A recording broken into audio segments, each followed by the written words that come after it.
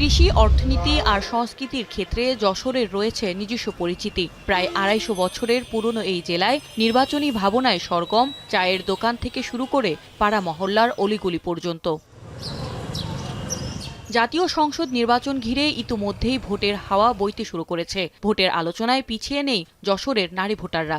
ইশতেহারে ঘরের বাইরে স্বাচ্ছন্দ্যে চলাফেরার নিশ্চয়তা চান কর্মজীবী নারীরা।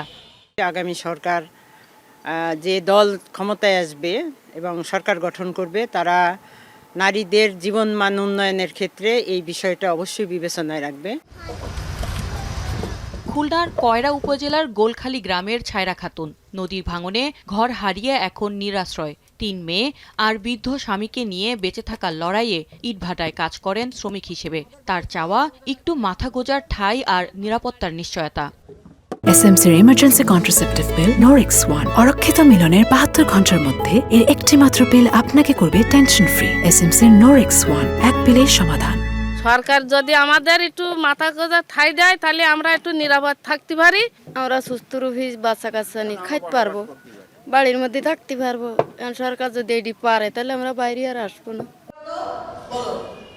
এদিকে নারী জুলাই যোদ্ধারা চান কোটা নয়, নারীদের ক্ষমতায়নের মাধ্যমে সমাজের অগ্রগতি নিশ্চিত করতে, যেখানে নিশ্চিত হবে ন্যায় বিচার, শিক্ষা, স্বাস্থ্য আর নারীর মর্যাদা।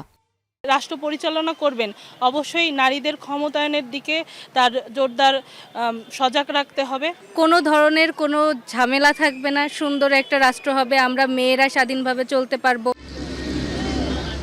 নানা প্রতিবন্ধকতা পেরিয়ে নারীদের উদ্যোক্তা হওয়ার পথ সহজ করতে রাজনৈতিক দলগুলোর কার্যকর উদ্যোগ প্রত্যাশা করছেন নারী উদ্যোক্তারা।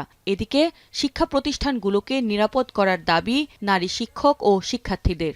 যেখানে নারী পুরুষের বৈষম্য থাকবে না, সকলে মিলে একত্রে মিলে কাজ করে আমরা দেশকে এগিয়ে নিয়ে যাব, এমন রাষ্ট্রই আমাদের কাম্য। যে সরকার নারীকে একটি আলাদা কোনো সত্তা নয়, মানুষ হিসেবে তার যে মর্যাদা, যে স্বাধীনতা, যে অধিকার প্রাপ্য, সেই প্রাপ্য অধিকারটুকুই তাকে দেবে। যশোরের ৬টি আসনে মোট ভোটার ২৪,৭১,৯০৮। এর মধ্যে নারী ভোটার ১২,৩২,৯৭৭ জন। এখন যশোর।